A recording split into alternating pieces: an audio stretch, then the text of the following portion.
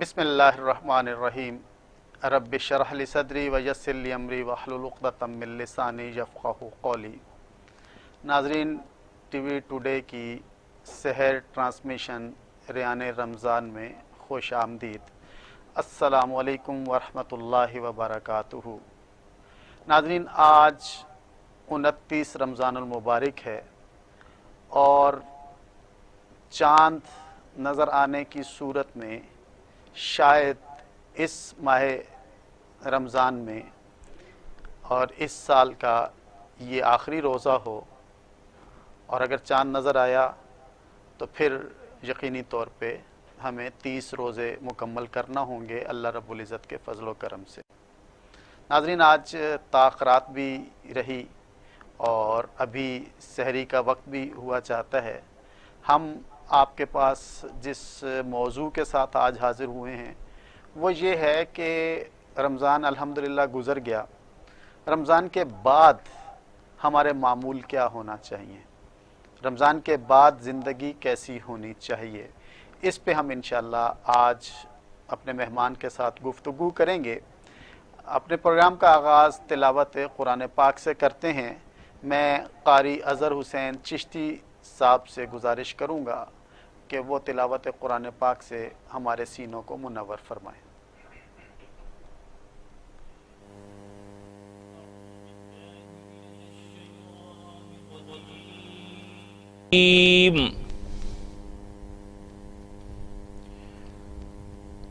بسم اللہ الرحمن الرحیم۔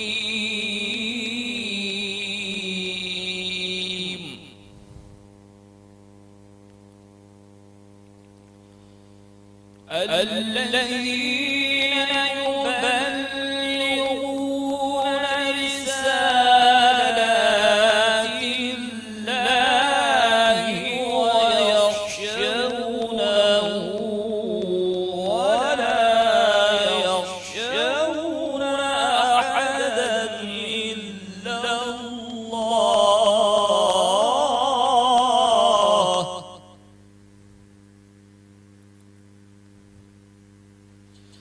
وكفى بالله حسيبا۔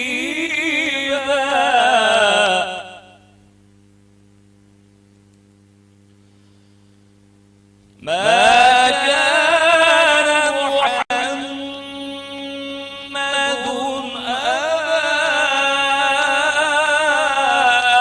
أحد من رجالكم ولكن رسول الله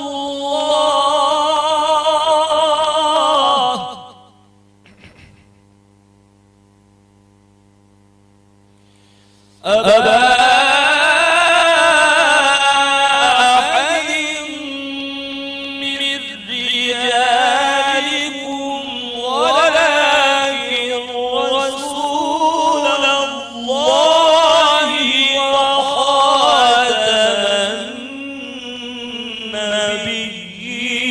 النبيين۔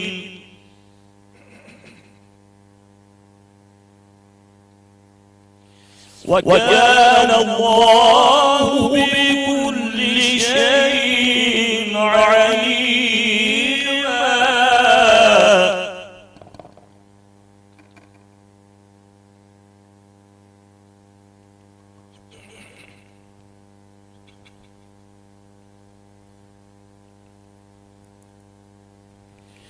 بسم الله الرحمن الرحيم۔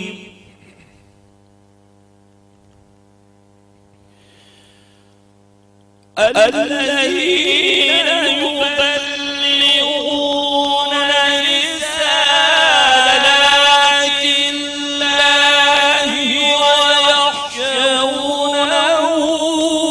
ولا يخشون أحدا إلا الله وكفى بالله حسيبا۔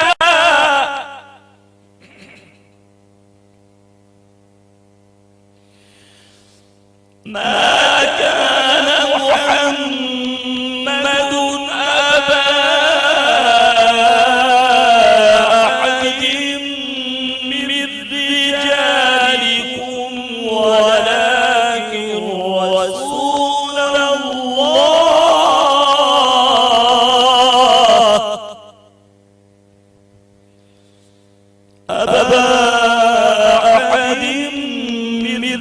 رجالكم ولكن رسول الله وخاتم النبيين وكان الله بكل شيء عليما صدق الله العلي العظيم. ماشاءاللہ سبحان اللہ. جزاک اللہ قاری صاحب، بہت شکریہ. آپ قرآن پاک کی تلاوت سے ہمارے سینوں کو منور فرما رہے تھے. ناظرین، تلاوت ہم نے سنی. نعت رسول مقبول صلی اللہ علیہ وسلم کے لیے میں آپ کو لیے چلتا ہوں حافظ جاوید فریدی صاحب کی طرف کہ وہ نعت رسول مقبول صلی اللہ علیہ وسلم پیش کریں. اعوذ باللہ من الشیطان الرجیم. بسم اللہ الرحمن الرحیم. اللہم صلی علی محمد وعلی آل محمد وبارک وسلم. اعوذ باللہ من الشیطان الرجیم. بسم اللہ الرحمن الرحیم. کیسے سمجھیں گے تیری شان زمانے والے، کیسے سمجھیں گے تیری شان زمانے والے، خود مٹے وہ تیرا نام مٹانے والے، خود مٹے وہ تیرا نام مٹانے والے. اور کیا ضرورت ہے کہ ہم چاند کا جلوہ دیکھیں، کیا ضرورت ہے کہ ہم چاند کا جلوہ دیکھیں.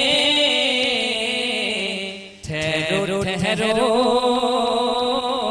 کہ وہ زلف ہٹانے والے، ٹھہرو ٹھہرو کہ وہ زلف ہٹانے والے. اور ان میں زہرا بھی ہے بھی ہے، حسنین بھی ہیں، کتنے اطہر ہیں محمد کے گھرانے والے، کتنے اطہر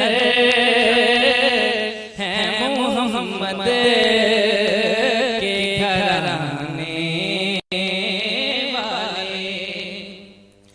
اور جو ہی طیبہ سے میں نکلوں تو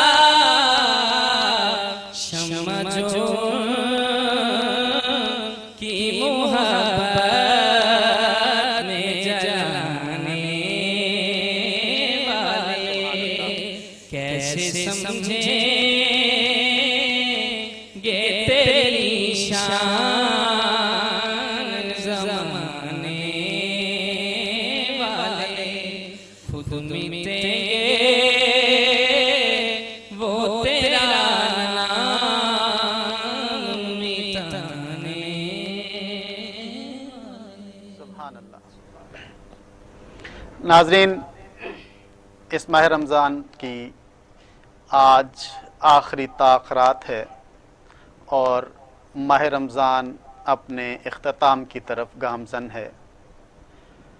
بہت ساری دعائیں کہ اللہ رب العزت اس ماہ رمضان میں کی جانے والی عبادات کو قبول فرمائیں، اللہ رب العزت ہم سے راضی ہو جائیں، اللہ رب العزت ہماری راتوں کی عبادت کو قبول فرما لیں، اللہ رب العزت ہم سب کے اعتکاف کو قبول فرمائیں، اللہ رب العزت ہماری افطار کی دعاؤں کو قبول فرمائیں، اللہ رب العزت سحر کی دعاؤں کو قبول فرمائیں۔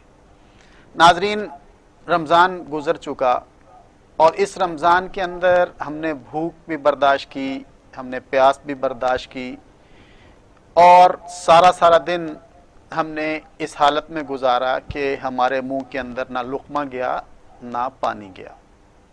اور اس کے ساتھ ساتھ ماہ رمضان کے خاص اعمال، نماز تراویح اور قرآن کی تلاوت، قیام اللیل، اعتکاف، رات کو اللہ کے حضور کھڑے ہو جانا، سحری میں اللہ سے دعائیں مانگنا اور افطار میں اللہ رب العزت سے دعائیں مانگنا، یہ ہمارا معمول رہا۔ ناظرین، ماہ رمضان ختم ہونے کے بعد کیا ہم ماہ رمضان میں کیے گئے اعمال کو وہیں پہ چھوڑ کے اپنی زندگی اس طرح سے گزارنے لگ جائیں جیسے ماہ رمضان سے پہلے تھی، یا ہمیں ماہ رمضان کی اس پریکٹس سے، اس تربیت سے فائدہ اٹھانا چاہیے؟ یقینی طور پہ آپ لوگ بہتر جانتے ہیں کہ رمضان کے اندر ہی نیکی کرنا صرف نیکی نہیں ہے، رمضان کے اندر ہی صرف صدقہ کرنا صدقہ نہیں ہے، بلکہ اس رمضان کی بنیاد پر، اس رمضان کی پریکٹس کی بنیاد کے اوپر پوری زندگی اور پورے سال ہمیں اپنے اعمال کو مسلسل جاری رکھنا ہے۔ حضور نبی کریم صلی اللہ علیہ وسلم نے فرمایا کہ اللہ رب العزت کو وہ عمل سب سے زیادہ پسند ہے جس کو مسلسل جاری رکھا جائے، نہ کہ جذباتی اور وقتی طور پہ عمل کیا جائے اور اس عمل کی بنیاد پہ ہم آنے والے دنوں کے اندر نیک اعمال کو چھوڑ دیں۔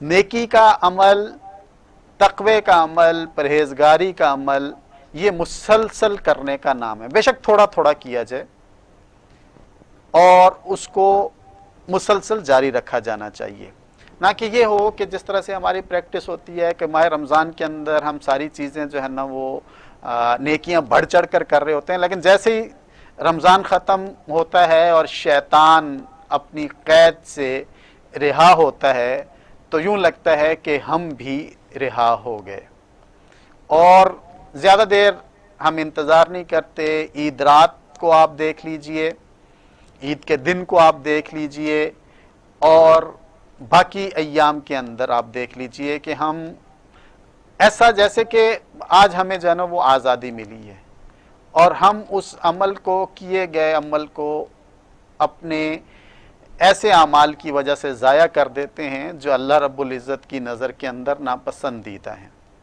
ماہ رمضان تو پھر بھی آئے گا اور ہمیں ہر سال یاد دہانی کرواتا رہے گا، لیکن آنے والے رمضان میں میں اور آپ اس دنیا کے اندر موجود ہوں گے یا دنیا سے رخصت ہو چکے ہوں گے۔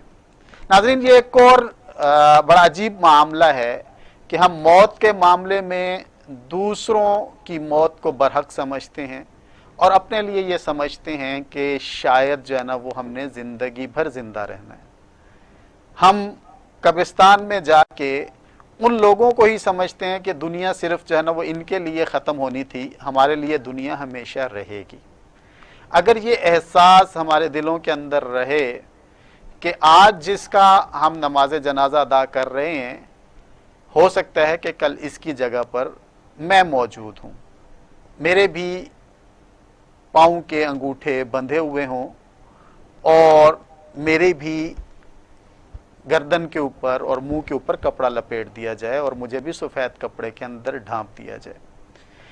اس کے بارے میں کوئی بھی شخص گارنٹی نہیں دے سکتا کہ کتنے وقت زندہ رہنا ہے۔ حضور نبی کریم صلی اللہ علیہ وسلم نے حضرت علی رضی اللہ تعالیٰ عنہ سے پوچھا کہ علی تمہیں زندگی کا کتنا یقین ہے؟ اور علی رضی اللہ تعالیٰ عنہ نے فرمایا کہ یا رسول اللہ صلی اللہ علیہ وسلم مجھے زندگی کا اتنا یقین ہے کہ یہ جو میں قدم ابھی مسجد کے اندر ہیں اور دوسرا قدم میرا مسجد کے باہر ہے، تو مجھے یقین نہیں کہ میں ایک اور قدم مسجد کے باہر رکھ پاؤں گا یا نہیں رکھ پاؤں گا۔ تو آپ صلی اللہ علیہ وسلم نے فرمایا علی تمہیں تو بہت زیادہ زندگی کا یقین ہے، مجھے تو اتنا بھی یقین نہیں ہے کہ میں نے یہ جو پلک جھپکی ہے اوپر اٹھا بھی سکوں گا یا نہیں اٹھا سکوں گا۔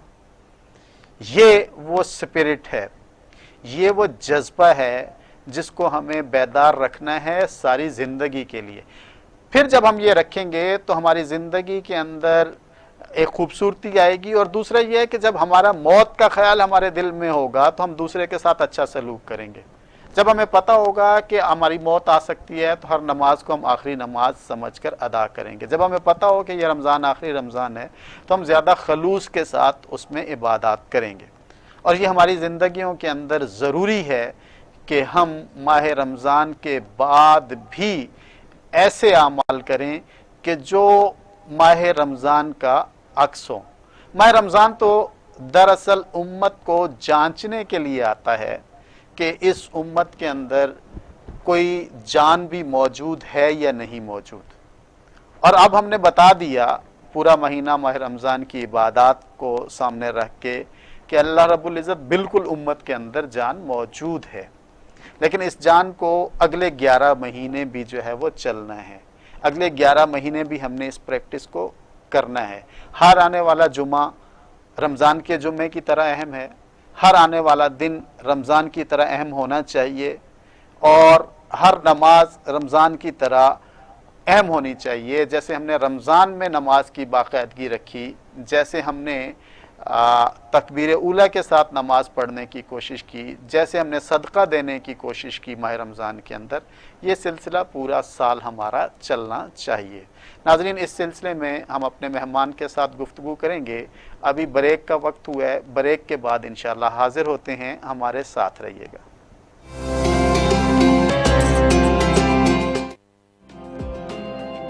خوشامدید ناظرین، ہماری گفتگو کا سلسلہ جاری ہے اور ہم گفتگو کر رہے ہیں کہ رمضان کے بعد ہمیں کیا کرنا چاہیے، اور ہمارے مہمان ہیں پروفیسر ڈاکٹر محمد اعجاز صاحب۔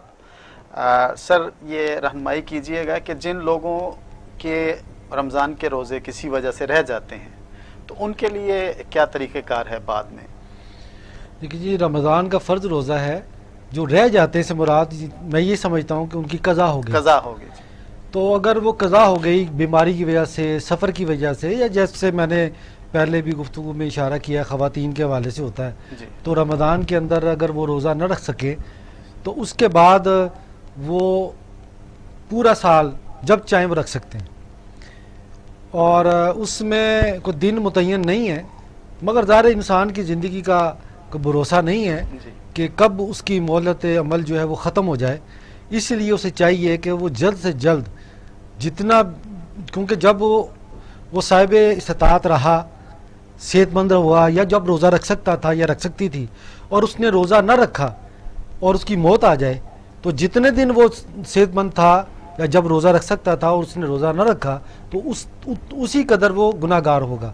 تو اس لیے پہلی فرصت کے اندر اس کو قضا روزہ رکھنا چاہیے، اور قضا روزے کے اندر طریقہ تو وہی ہے کہ طلوع فجر سے لے کر غروب آفتاب تک تو ہے، مگر صرف اس کی نیت کا مسئلہ ہے ٹھیک ہے کہ جب آپ رمضان کے روزے کی قضا کرتے ہیں جی۔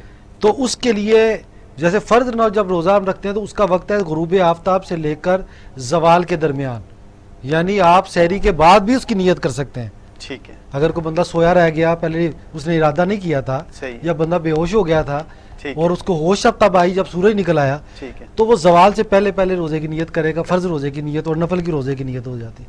مگر قضا روزے کی نیت کا صرف یہ فرق ہے، یعنی یہ جاننا لوگوں کے لیے ضروری ہے کہ وہ صبح طلوع فجر سے پہلے یعنی رات سے ہی نیت کرنا وہ ضروری ہے، صحیح ہے، یعنی اس کی نیت جو ہے نا وہ بعد میں نہیں ہو بعد میں نہیں سکتی۔ ہو جیسے کہ آپ روایات میں پڑھتے ہیں روایت میں دیکھتے ہیں کہ رسول اللہ صلی اللہ علیہ وسلم گھر تشریف لائے, پوچھا گھر کھانے کچھ ہے, تو بولا کچھ نہیں ہے, تو انہوں نے کہا کہ الان انا صائم, اس وقت آپ نے, اور اس وقت سورج بلند ہو چکا تھا, ٹھیک ہے, آپ نے پہلے نہیں کھایا, تو نفلی روزے کی نیت ہو جاتی ہے. ہو جاتی مگر جو قضا روزے کی نیت ہے وہ طلوع فجر یعنی صبح ہے. صادق یعنی یہ سے پہلے نفلی میں اور کرنا, قضا میں فرق ہے, یعنی یہ بڑا. فرق ہے, یہ فرق ہے. اور فرض میں بھی, ٹھیک. فرض ہاں، میں بھی فرض نیت میں آپ بھی نے- ہے. جی فرض کی نیت کا وقت اور نفل کی نیت کا وقت ایک ہے, ایک ہے. مگر قضا روزے کی نیت کا اس وہ میں الگ طریقہ یہ ہے کہ وہ صبح صادق سے پہلے کرنا, یعنی صبح صادق سے پہلے, طلوع فجر سے پہلے, یعنی سحری کر کے جب روزہ بند ہوتا ہے اس سے پہلے پہلے نیت کرنا وہ ضروری ہے. ٹھیک ہے, جزاک اللہ ڈاکٹر صاحب. اگر اس میں یہ ہے کہ آپ نے فرمایا کہ فوری طور پہ روزہ وہ رکھ لیں, لیکن اگر وہ اس قابل نہیں ہوا تو پھر اس کے لیے کیا طریقہ کار ہے؟ یعنی ابھی وہ اس کی زندگی بھی ابھی موجود ہے وہ, اور اللہ رب العزت نے اسے مہلت دی ہے, تو پھر اس کے لیے کیا, یعنی اس کی ہمت نہیں ہے روزہ رکھنے کی, تو اس کے اندر ہم ایک ٹرم استعمال کرتے ہیں فقہ میں, شیخ فانی, یعنی بہت بوڑھے لوگ ہو جاتے ہیں صحیح. یا کوئی ایسا ہے جو دائمی مرض لاحق ہو جاتا ہے. جی. اب اس کا بظاہر طبی اعتبار سے بھی, اور ماہرین جو اس فن کے ماہر ہوتے ہیں یا ڈاکٹر ہوتے ہیں جی جی طبیب ہیں, انہوں نے بتا دیا کہ اب یہ بندہ صحت مند نہیں ہو سکا کہ دوبارہ یہ روزہ رکھے, تو اس فرد کے حوالے سے حکم یہ ہے کہ وہ ہر روزے کے بدلے کے اندر ایک مسکین کو ایک دن کا کھانا دے گا, جس کو ہم فدیہ کہتے ہیں. ایک دن کا, یعنی دو وقت کا کھانا, 2 وقت کا کھانا تقریباً وہی ہے جو فطرانہ ہے, فطرانہ. یعنی جو ہم فطرانہ رکھتے ہیں ٹھیک. وہی فطرانہ کہہ لیں. فطرانہ تو آپ نے ایک دیا نا, جی تو اگر اس کے 30 روزے چھوٹے ہیں, مثلاً اب علماء نے اس سال کا فطرانہ کو 150, بعض کی رائے 100 ہے, 100 سے 150 تک ہے, 150 تک. چلیں 150 بھی ہم لکھیں, تو 150 اگر فطرانہ ہے تو پورے رمضان کا جو فطرانہ 30 روزوں کا بنے گا وہ 4,500 روپے بنے گا ٹھیک ہو گیا. کم از کم. ٹھیک ہے. یہ گندم کے اعتبار سے ہے. ٹھیک ہے. اسی طرح پھر استطاعت کے اعتبار سے ہوتا ہے کہ اس کا اصل میں کھانا کیا ہے, ٹھیک ہے. یعنی جو وہ خود کھاتا ہے اس کے مطابق رکھے گا نا. یعنی جس طرح ہم روٹین میں ہم کھانا کھاتے ہیں تو اس کے اندر خود کا خرچ لگائے کہ 2 وقت کھانے کا خرچ کتنا ہے. اگر وہ 500 بنتا ہے تو 500 کے حساب سے دے دے, اگر 200 بنتا ہے تو 200 کے حساب سے دے دے, تو وہ فدیہ دے گا. ٹھیک ہے. جیسے قرآن کے اندر بھی یہ آیا نا, فدیہ تو جی جی. مسکین, کہ وہ مسکینوں کو کھانا کھلائے گا, یہ فدیہ ہے. یہ اس کے لیے ہے کہ جو روزہ رکھنے کی ہمت و طاقت نہیں رکھتا, یعنی شیخ بوڑھا ہو گیا. اب اگر بوڑھا ہو گیا اب دوبارہ اس نے جوان تو ہونا نہیں ہے, تو دوبارہ اس کے اندر وہ نہیں آئے گی کہ وہ دوبارہ روزہ رکھے, تو وہ فدیہ دے گا. فدیہ دے گا. اور یہ اس کو اگر اندازہ نہیں کہ میرے کتنے پیچھے روزے چلے گئے ہیں, یا گن نہیں پایا یا حساب نہیں رکھ پایا, تو پھر اس کو کیا, دیکھیں یہ تو ایسے ہی جیسے نمازوں کا ہوتا ہے نمازوں کہ جب ہم, وہ تو ظاہر ہے اس کو تحریک کرنی پڑے گی, اندازہ کرنا پڑے گا کہ جتنا ہے اس کے مطابق وہ کرے. دیکھیں جو تندرست ہے اس کو تو جیسے ہم نماز کے والے سے کہتے ہیں کہ ٹھیک ہے توبہ کرے, ٹھیک ہے, اور وہ آگے سے شروع ہو جائے, مگر جب ریگولر ہو جاتا ہے تو پھر ہم اس کو یہ تلقین کرتے ہیں کہ نہیں جو رہ گئی ہیں اب اس کی قضا بھی کرے. تو اسی طرح اگر وہ بعد میں اگر اس کے روزے چھوٹ گئے تھے تو اگر وہ ہمت رکھتا ہے تو اس کو چاہیے کہ وہ روزے رکھے. فدیہ جو ہے وہ روزے کا بدل اس طرح نہیں ہو سکتا کہ وہ روزہ رکھنے کی استطاعت بھی رکھتا ہو تو پھر بھی وہ فدیہ دے. ٹھیک ہے, تو فدیہ تو اس کے لیے ہے کہ جو روزہ نہ رکھ سکتا ہو. باقی جو روزہ رکھ سکتا ہے تو اس کو روزہ رکھنا چاہیے, اور باقی جتنی اس کو اللہ تعالی نے ہمت دی ہے وہ روزے رکھے, بعد میں ہے پھر بعد میں کچھ فدیہ بھی کر دے, تاکہ اللہ تبارک و تعالی کمی بیشی جو ذرا اندازہ کرے گا, دوسرے کو گن کے تو رکھے نہیں, اندازہ کرے گا, تو تاکہ اللہ تبارک و تعالی اس کمی کو پورا کر دے. اور اگر اس دوران یا اس کے بعد اس کا انتقال ہو گیا اور اس کے بعد پھر لواحقین کی ذمہ داری بنتی ہے کہ اس کا جو ہے نا فدیہ, ہاں جی, اس کے ترکہ کے اندر فقہاء نے بیان کیا ہے, تو یہ ایسا ہی ہے کہ جیسے قرض ہم ادا کرتے ہیں, ٹھیک ہے, تو جیسے اس کے ذمہ قرض ہو, تو جیسے رسول اللہ صلی اللہ علیہ وسلم نے فرمایا کہ اگر اس کے ذمہ قرض ہوتا تو ادا کرتے, تو انہوں نے کہا کہ ہاں, ورثاء نے کہا کہ ہم کرتے, انہوں نے کہا اللہ تو زیادہ حقدار ہے کہ اس کا قرض ادا کیا جائے, اس کا قرض ادا کیا جائے. تو اس کے ترکہ میں سے جب وہ قرض نکالا جاتا ہے تو فدیہ نکالنا بھی اس کے ورثاء کی ذمہ داری ہے. اور اگر وہ وصیت کر جائے پھر تو فرض ہو جاتا ہے. اگر وہ وصیت کر جائے کہ میرے ترکہ میں سے میرا فدیہ ادا کیا جائے, اگر اس نے وصیت کی ہے تو پھر تو ان پر ایسا کرنا فرض ہو جاتا ہے.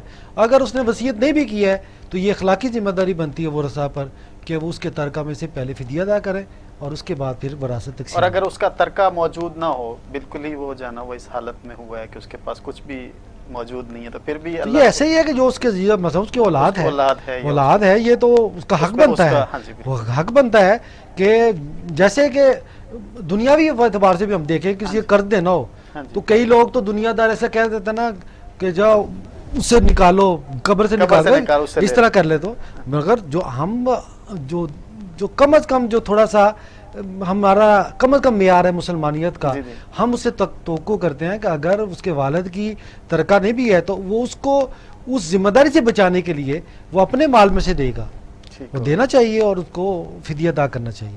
جزاک اللہ ڈاکٹر صاحب، بہت خوبصورت گفتگو رہی، بہت سارے معاملات کو سمجھنے میں ہمیں مدد ملی. میں قاری صاحب سے گزارش کروں گا کہ نعت رسول مقبول صلی اللہ علیہ وسلم پیش کریں. جی. اعوذ باللہ من الشیطان الرجیم، بسم اللہ الرحمن الرحیم، اللہم صلی علی محمد وعلی آل محمد وبارک وسلم. کیسے سمجھے گے تیری شان زمانے والے، کیسے سمجھے گے تیری شان زمانے والے، خود مٹیں گے وہ تیرا نام مٹانے والے، خود مٹیں گے وہ تیرا نام مٹانے والے. اور کیا ضرورت ہے کہ ہم چاند کا جلوہ دیکھیں، ٹھہرو ٹھہرو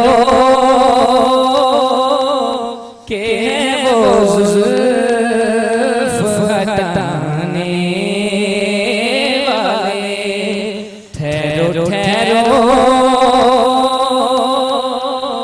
کہ وہ زلف ہٹانے والے.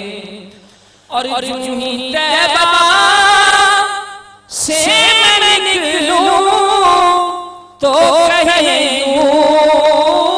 آقا لوٹے آؤ اے میرے شہر سے جانے والے، لوٹے آؤ اے میرے شہر سے جانے والے. اور ان میں زہرا بھی ہے حسین بھی ہے، کتنے اطہر ہیں محمد کے گھرانے والے، کتنے اطہر ہیں محمد کے گھرانے والے. کیسے سمجھے گے تیری شان زمانے والے، خود مٹیں گے وہ تیرا نام مٹانے اللہ بہت شکریہ حافظ صاحب.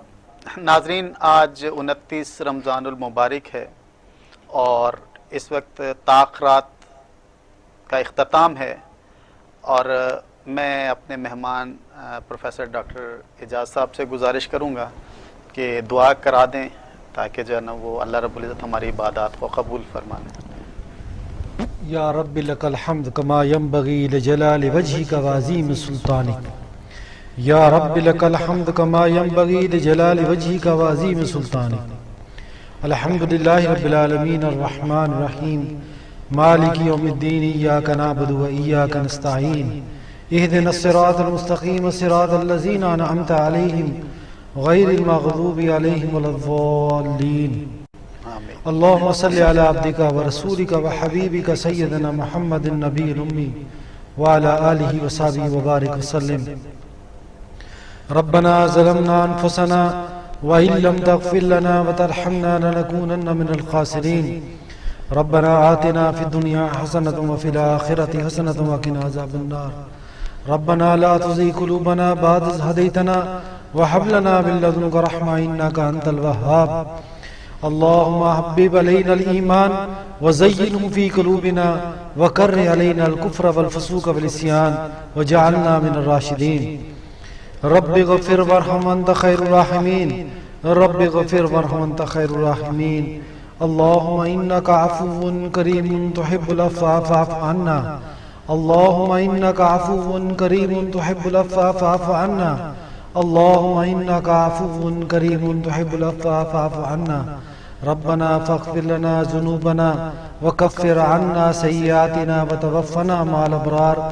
ربنا وآتنا ما وعدتنا على رسلنا ولا تخزنا يوم القيامة إنك لا تخلف الميعاد.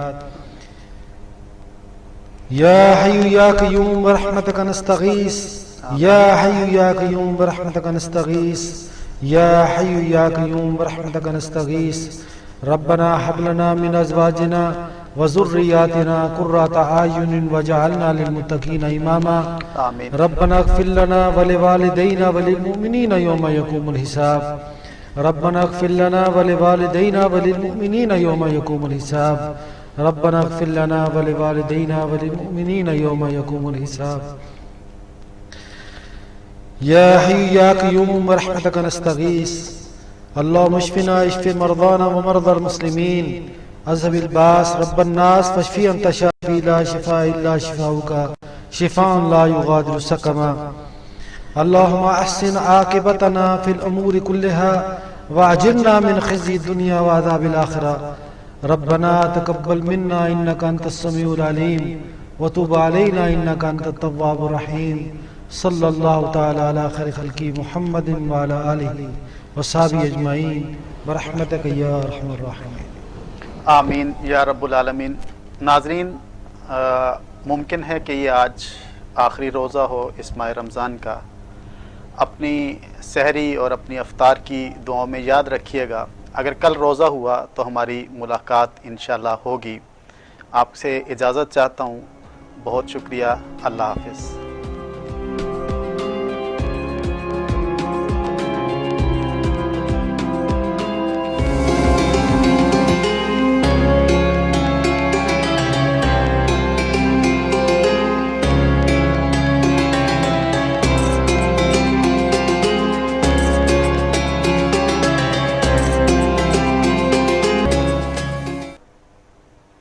بریک کے بعد خوش آمدید.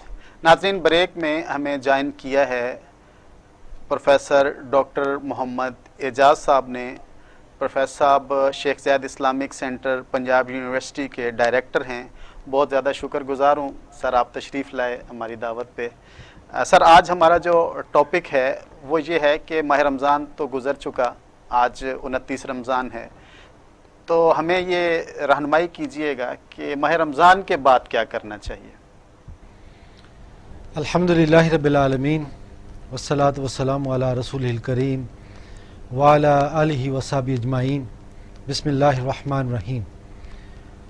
سب سے پہلے تو آپ کا شکریہ اور ممنون ہے کہ آپ نے موقع دیا کہ اس موضوع پر میں آپ کے سامنے اپنے خیالات کا اظہار کر سکوں. دیکھیں جی، رمضان المبارک یہ اس کو ہم نیکیوں کا موسم بہار کہتے ہیں، اور یہ وہ مہینہ ہے کہ جس مہینے کے اندر اللہ تبارک و تعالیٰ نے مسلمانوں کو یہ موقع دیا ہے کہ وہ نیکیوں کو اپنے نامہ اعمال کے اندر جمع کر سکیں.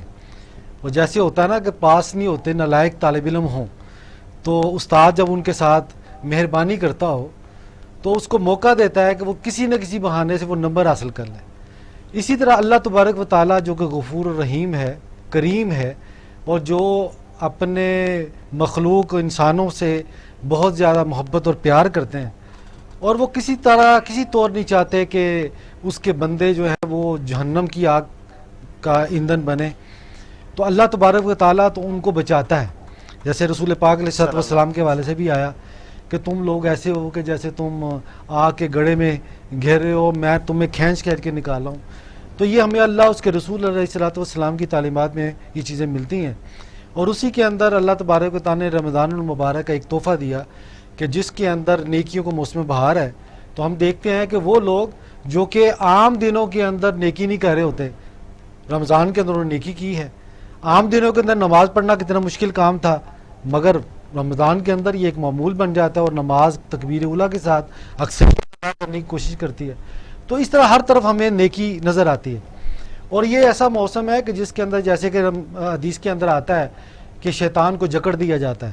تو جکڑنے سے مراد یہ تو نہیں ہوتا کہ اس کو کسی قید خانے میں ڈال دیا جاتا ہے، بلکہ اللہ تبارک و تعالیٰ مومنین کے لیے ایسا ماحول فراہم کرتا ہے کہ جس ماحول کے اندر برائی کرنا مشکل ہو جاتی ہے اور نیکی کرنا آسان ہوتا ہے. تو اس لیے فیسیلیٹیٹ ہوتا ہے مومن، جب وہ نیکی کام کرتا ہے تو وہ نیکی کام کرے.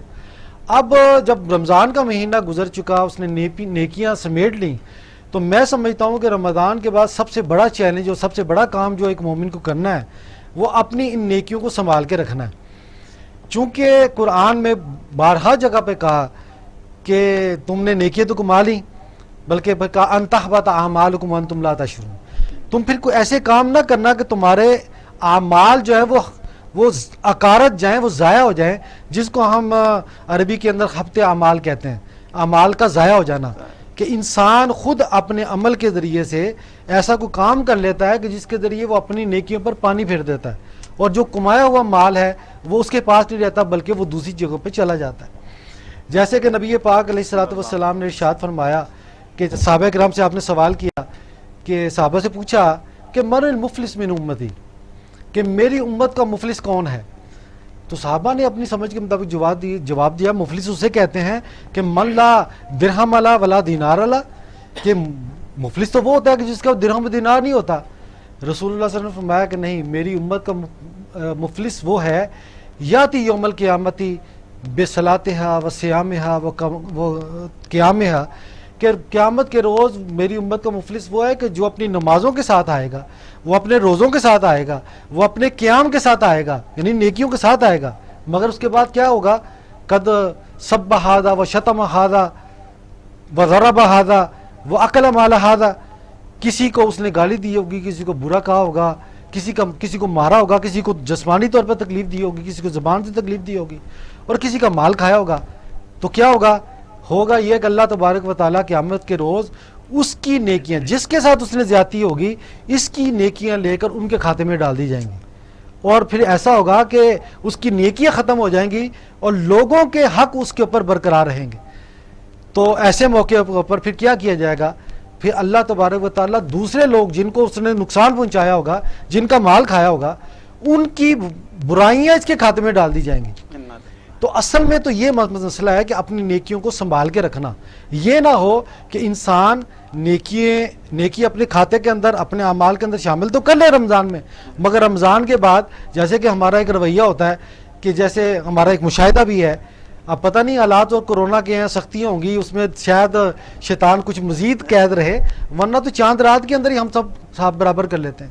اور اس کے اندر سب سے بڑی وجہ جو ہوتی ہے وہ یہ ہوتی ہے کہ انسانی فطرت ہے کہ انسان بعض اوقات نیکی کی طرف رغبت کے لیے نا، وہ کہتا ہے کہ تھوڑی دیر کے لیے تو انسان اپنے نفس کو سلاتا ہے نا، جیسے وہ کہتا ہے جی کہ ایک ماہ کے لیے نیکی کرنی ہے، بعد میں پھر مزے لے لیں گے. مثلا میں نے اگر کوئی ایسی میری مصروفیت ہے جو دین کے خلاف ہے، معصیت کی ہے، تو میں یہ کہتا ہوں کہ چلو جی رمضان کے مہینے تک رک جاتا ہوں. میرے ذہن میں یہ ہوتا ہے کہ میں نے یہ جو پابندی کرنی ہے نا دین اور شریعت کی، اللہ اس کے رسول کی تعلیمات کی، وہ صرف ایک ماہ کے لیے کرنی ہے، اس کے بعد پھر میں نے بعد میں کر لیں گے جو کرنا ہے، وہ بعد میں کسر پوری کرتا ہے. تو پہلی بات تو یہ ہے کہ ہمیں اپنے اس رویے کو تبدیل کرنا ہے. یہ تو ٹھیک ہے کہ نیکی کے وقت جیسے ہم کسی کو رغبت دیتے ہیں، کسی کو نیکی کی طرف دعوت دیتے ہیں، تو اس کو ہم یہ کہتے ہیں کہ چلیں یار یہ شروع تو کرو، یہ کام تو شروع کرو، تو اس کو لگا دیتے ہیں. پھر بعد میں وہی جو کام ہے، جو عبادت ہوتی ہے، اس کی عادت بن جاتی ہے.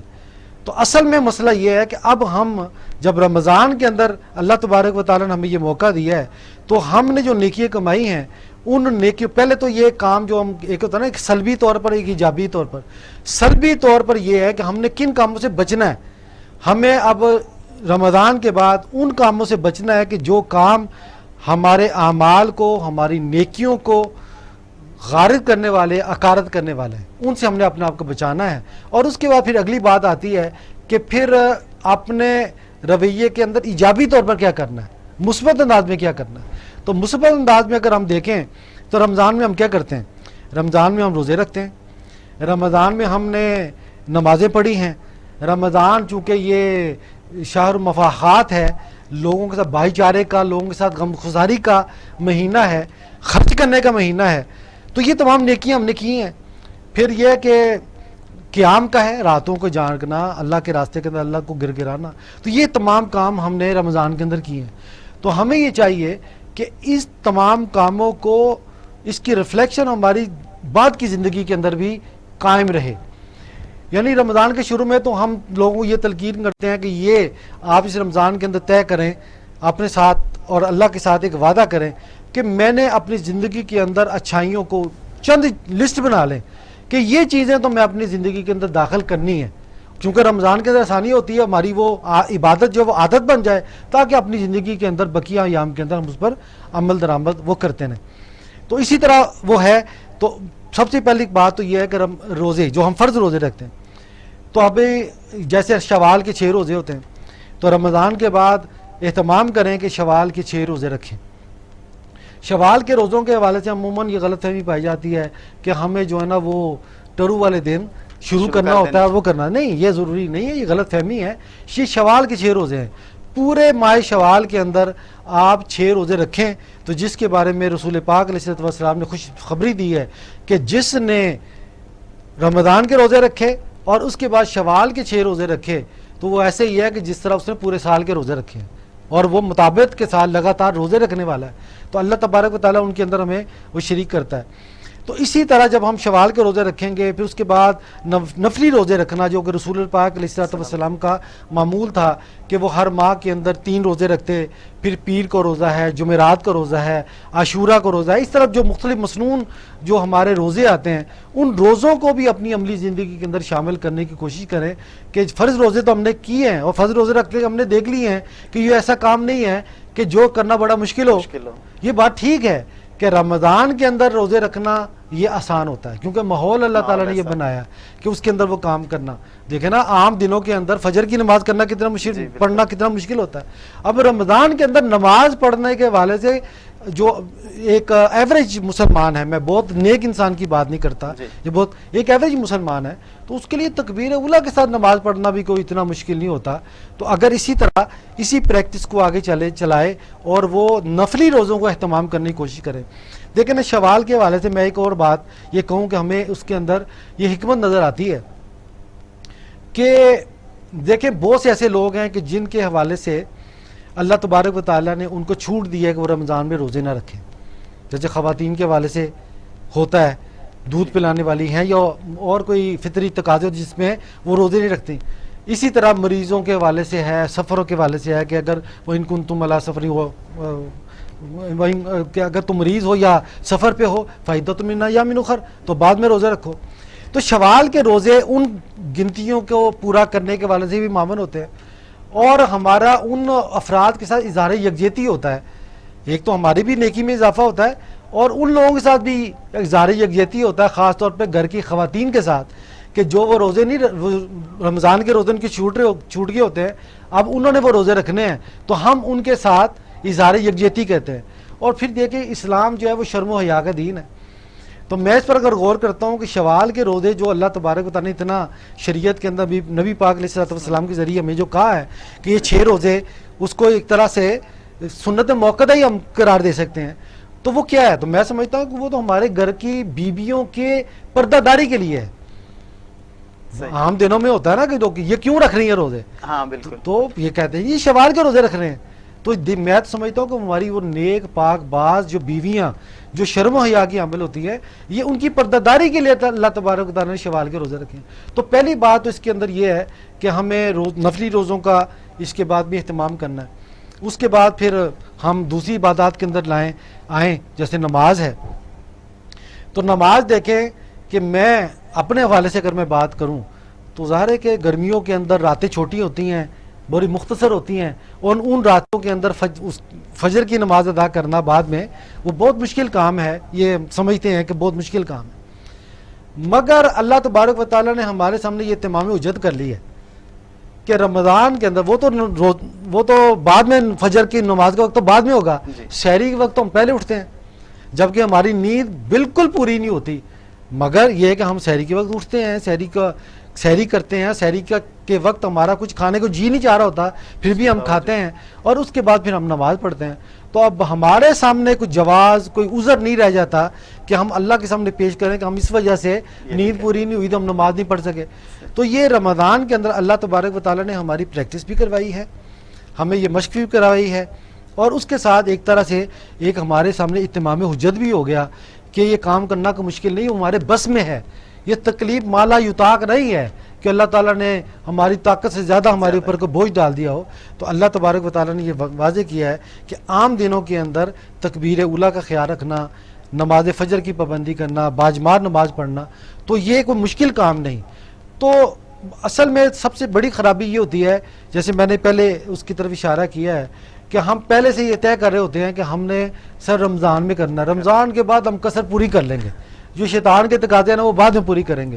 اگر ہم اسی وقت اپنے ذہن کو پورے رمضان میں گزارتے ہوئے اور جب ہم آخر میں پہنچ گئے ہیں، آج ہم تہیہ کریں کہ اب ہم نے وہ چیزیں جو اللہ تبارک و تعالیٰ نے میری زندگی میں اچھی باتوں کو داخل کر دیا ہے اور رمضان کی برکت سے وہ میری زندگی کے اندر آ گئی ہیں، تو آئندہ بھی وہ میری زندگی کے اندر رہیں گی۔ تو اس لیے فرض نمازوں کی پابندی کرنا، کم از کم اس کا اہتمام کیا جائے، نوافل کا اہتمام کیا جائے، اور جو نیک لوگ ہیں جو آگے بڑھ کر، تو ان کے سامنے تو یہ بات بھی آ گئی کہ تہجد پڑھنا یا قیام اللیل کرنا وہ بھی کوئی مشکل کام نہیں ہے، وہ انسان اگر کرنا چاہے تو وہ کر سکتا ہے۔ تو اس لیے رمضان کے بعد ہم نے اس حوالے سے تہیہ کرنا ہے کہ ہم نے اپنے فرائض کے ساتھ ساتھ، فرض نماز کے ساتھ ساتھ اس کے اندر بھی نفل کا اضافہ کرنا ہے۔ اور یہ دیکھیں کہ ہم سمجھتے ہیں کہ جی نفل پڑھ لیے، سنتیں پڑھ لیے، کافی ہو گئی، اور اصل تو فرض ہوتا ہے، مگر ہم یہ نہیں سمجھتے کہ جو ہماری سنن اور نوافل ہیں یہ اصل میں ہمارے فرائض کا حصار ہے۔ میں عموماً اپنے طلباء کو یہ بات کہتا ہوں، اور خاص طور پر چونکہ فقہ اسلامی میرا سبجیکٹ ہے، فقہ جب پڑھاتے ہوئے تو جب ہم فقہی احکام بتاتے ہیں تو میں کہتا ہوں کہ فقہ کا جو ادھورا علم ہے وہ انسان کو بجائے اس کے کہ وہ عمل کی طرف لے کے جائے، میں ادھورے علم کی بات کر رہا ہوں، ادھورے علم کی، جو سطحی علم ہوتا ہے، اور یعنی ہم فقہ کے اندر ہم قانون معلوم کرتے ہیں، قانون کے ساتھ اخلاق ہے، جیسے ہمارے دین کے اندر ایک عدل ہے، عدل کے ساتھ احسان ہے، عدل جو ہے وہ قانون ہے، عدل جو ہے وہ فقہ ہے، اور احسان جو ہے وہ اخلاق ہے۔ تو اخلاق جو ہے وہ جب تک وہ قانون کے ساتھ نہیں ہوگے تو کبھی بھی ہم نہ انفرادی طور پر، نہ اجتماعی طور پر، معاشرتی طور پر، نہ خاندانی طور پر، نہ ملکی لیول پہ کہیں بھی ہم سروائیو نہیں کر سکتے۔ کچھ جائے یہ کہ ہم ترقی کریں، سروائیو کرنے کے لیے بھی ضروری ہے کہ ہم اگلی چیز کو اختیار کریں۔ تو عبادات ہمیں یہ سکھاتی ہیں کہ صرف اللہ تبارک و تعالیٰ نے جو حدود مقرر کر دی ہیں، ہم نے ان حدود کے اندر رہتے ہوئے زندگی بسر نہیں کرنی، بلکہ ہم نے اس حدود کی حفاظت کرنی ہے، اور حفاظت یہ ہوتی ہے کہ اس کو ذرا بڑے سے، یعنی حدود سے کافی دور رہا جائے اور اسے بچ کر آ جائے۔ جیسے رسول اللہ صلی اللہ علیہ وسلم نے ارشاد فرمایا کہ جو ہے نا وہ جو بکریوں کے ریور کی وہ مثال دی ہے کہ اس چرواہے کی طرح نہ ہو جانا کہ جو اپنے ریوڑ کو شاہی چراگاہ کے کنارے کے اوپر چراتا ہے۔ اگر کنارے کے اوپر چرائے گا تو کیا ہوگا، اس بات کا احتمال ہے اور پورا امکان ہے کہ اس کی بکریاں جو ہے نا وہ سرکاری چراگاہ میں چلی جائیں گی، اور جا کر نتیجہ بدن کیا ہوگا، اس کو بھگتنا پڑے گا، سزا بھگتنی پڑے گی۔ اس لیے اگر وہ بچنا چاہتا ہے تو اپنی بکریوں کو چراگاہ کی حد سے ذرا دور رکھے۔ تو اسی طرح ہمیں معاملات کے اندر ہے کہ عبادات کے اندر بھی، کہ نمازوں کے اندر نوافل کا بھی اہتمام کرنا، صرف فرض کا اہتمام نہیں کرنا۔ ہمارے بڑے نیک لوگ ہوتے ہیں وہ کریں، مگر نوافل جو ہیں وہ ہماری فرائض کی حفاظت کرتے ہیں. ایک تو نبی پاک علیہ الصلوۃ والسلام کی تعلیمات میں بھی ملتا ہے کہ نوافل جو ہے وہ ہمارے فرائض کی کمی کو پورا کرتے ہیں. فرائض میں جو کمی رہ جاتی ہے نوافل اور تطوعات اس کو پورا کرتے ہیں. دوسرا یہ ہے کہ اس کی حفاظت ہوتی ہے. طلباء کے سامنے میں یہ بات رکھتا ہوں کہ اگر کوئی فرد معمول اس کا یہ ہے کہ وہ فرائض کی پابندی کرتا ہے، سنن کی پابندی کرتا ہے، نماز پڑھتے ہوئے نوافل کی پابندی کرتا ہے، وہ تمام کی پابندی کرتا ہے، نوافل کی بھی کرتا ہے، سنن کی بھی کرتا ہے، فرائض کی بھی کرتا ہے. اگر اس کو کبھی جلدی ہو، اور ضرور انسان کو جلدی ہوتی ہے بعض کا اکثر اوقات جلدی ہوتی ہے، تو جلدی کے اندر انسان نفسیاتی طور پر کیا کرتا ہے کہ وہ اپنے کام کو جو درپیش کام ہوتا ہے اس کے اندر وہ اس کو شارٹ کٹ، اس کو کٹ لگاتا ہے، اس کو مختصر کرتا ہے. تو جو بندہ فرائض اور سنن اور نوافل کی پابندی کرتا ہے تو اگر وہ اپنی نماز کو مختصر کرے گا تو کیا کرے گا؟ نوافل چھوڑ دے گا، فرائض پڑھے گا اور سنن پڑھے گا اور نوافل چھوڑ دے گا. اور اگر اپنی معمول کی زندگی کے اندر وہ نوافل پڑھتا نہیں ہے، وہ سنن اور فرض کی پابندی کرتا ہے، اس کی پابندی کرتا ہے، اگر اس کو جلدی ہوگی تو کیا چھوڑے گا؟ وہ سنت چھوڑ دے گا. اور اگر کوئی بندہ صرف فرائض کی پابندی کرتا اور سنن کا اہتمام نہیں کرتا تو جب اس کو جلدی ہوگی تو کیا چھوڑے گا؟ تو اس اعتبار سے بھی ہم دیکھیں کہ یہ جو سنن اور نوافل ہوتی ہیں یہ ہماری اصل جو عبادت ہے، جو ہمارے فرائض ہیں، یہ اس کا حصار ہے، یہ اس کی حفاظت کرتے ہیں. تو ہم نے رمضان گزرنے کے بعد عبادات کے اندر ایک تو نفلی روزوں کا بھی اہتمام کیا جائے، شوال کے روزے ہیں، اور اس کے بعد بھی معمول بنایا جائے کہ مہینے کے اندر 3 دن ہے، جمعرات کا روزہ ہے، سوموار کو روزہ ہے، عاشورہ کو روزہ ہے. اس طرح جو دیگر مختلف مسنون روزے آتے ہیں ان کا اہتمام کریں، اور نمازوں کی پابندی کریں، فرائض کی پابندی کریں، اور اس کے ساتھ نوافل اور سنن کا بھی اہتمام کریں. پھر اگلی بات جو رمضان میں کرتے ہیں وہ یہ ہے کہ زکوٰۃ تو ہم دیتے ہی ہیں زیادہ تر، اگرچہ زکوٰۃ کا رمضان کے ساتھ کوئی براہ راست کوئی بہت یعنی لازمی تعلق نہیں ہے، مگر چونکہ عملاً لازمی تعلق ہو گیا، کیونکہ جب رسول اللہ صلی اللہ علیہ وسلم نے فرمایا کہ فرض کا ثواب جو 70 گنا ہو جاتا ہے، تو جو فرض عبادت بھی ہے وہ ہم رمضان کے اندر کرنے کی کوشش کرتے ہیں تاکہ اس کا ثواب بڑھ جائے. تو اس لیے لوگ زیادہ تر اہتمام کرتے ہیں کہ زکوٰۃ جو ہے وہ رمضان میں دیں. تو انفاق فی سبیل اللہ رمضان کے اندر بہت زیادہ کرتے ہیں. جیسا رسول اللہ صلی اللہ علیہ وسلم کے حوالے سے آتا ہے کہ وہ عام دنوں کے اندر بھی بہت زیادہ سخاوت کرتے تھے، بہت زیادہ خرچ کرتے تھے. عائشہ صدیقہ رضی اللہ تعالیٰ عنہ فرماتی ہیں کہ رمضان کے اندر تو ویسے ہوتے تھے کہ جیسے آندھی چلتی ہے، یعنی عام طور پر تو ایک جھونکا ہوا کا تازہ آتا ہے، رمضان کے اندر تو وہ شکل جو خرچ کرنا ہے وہ آندھی بن جاتا تھا. یعنی اس کا مطلب یہ ہے کہ آپ بے دریغ خرچ کرتے تھے، بہت زیادہ خرچ کرتے تھے، اور جو آپ کے پاس مال ہوتا وہ اس کو آپ خرچ کرتے تھے رمضان کے اندر. اور آپ کی پیروی کے اندر رسول پاک علیہ الصلوۃ والسلام سے محبت رکھنے والے، آپ کی پیروی کرنے والے اور آپ کے پیچھے پیچھے چلنے کا یعنی دعویٰ کرنے والے کرنے کی کوشش کرتے ہیں ٹوٹا پھوٹا. اور ہم اس کا مشاہدہ دیکھتے ہیں کہ ایسا نہیں ہے کہ ہماری امت کے اندر وہ احساس نہیں ہے، اور رسول پاک علیہ الصلوۃ والسلام کی اقتداء کے اندر وہ یہ کرتے ہیں کہ ان کے اندر بھی رمضان کے اندر خرچ کرنے کا جو رجحان ہے وہ عام دنوں کی نسبت وہ زیادہ ہوتا ہے. تو انفاق فی سبیل اللہ کرنا، اللہ کے راستے کے اندر خرچ کرنا، وہ ہمارا صرف رمضان تک محدود نہ ہو، بلکہ ہم اس کے بعد بھی رمضان کے بعد بھی خرچ کرنے والے بنیں اور خرچ کرتے رہیں. اور لوگوں کو اپنے ارد گرد لوگوں کو جو خیال ہم رمضان میں کرتے ہیں جو زیادہ کرتے ہیں، تو یہی جو ہے ہم رمضان کے بعد بھی اس کو جاری رکھیں. تو یہ چیزیں ہیں کہ جس کو ہم اپنی زندگی کے اندر لائیں تو پھر ہم سمجھتے ہیں کہ ہم نے رمضان سے کچھ حاصل کیا ہے.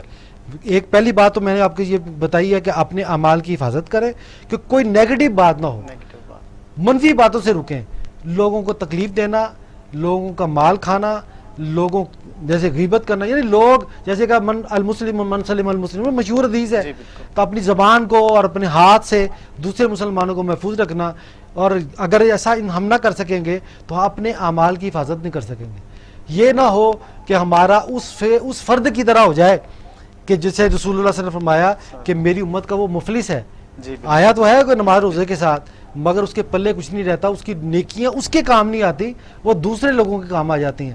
کہ جیسے نبی پاک صلی اللہ علیہ وسلم نے فرمایا کہ قیامت کے روز ایسا ہوگا کہ ایک بندہ جب دیکھے گا کہ میرے اعمال کے اندر تو ایک بہت بڑی نیکیاں ایسی ہیں جو میں نے کی نہیں، یہ کہاں سے آ گئیں، تو ان کو بتایا جائے گا یہ تمہارا وہ حقوق ہیں جو لوگوں نے ہڑپ کر لیے تھے دنیا کے اندر، اللہ اکبر، اللہ تعالیٰ نے اس کے بدلے کے اندر ان کے کھاتے تھے جو نیکیاں تھیں یا تمہارے جو برائیاں تھیں وہ نکال دیں، تو وہ چیزیں وہ ہوتی ہیں. تو انسان اس وقت تمنا کرے گا کہ دنیا کے اندر میری کی دعا قبول نہ ہوتی، لوگ سارا ہی میرا مال کھا جاتے، مجھے کوئی مال واپس نہ کرتا، یعنی میرے حقوق سلب کر لیتے. آج تو ہم اپنے اس حقوق کے لیے لڑتے ہیں اور اس پر ڈٹ جاتے ہیں، اور پھر بعض کا زیادتی کا بھی ارتکاب ہو جاتا ہے.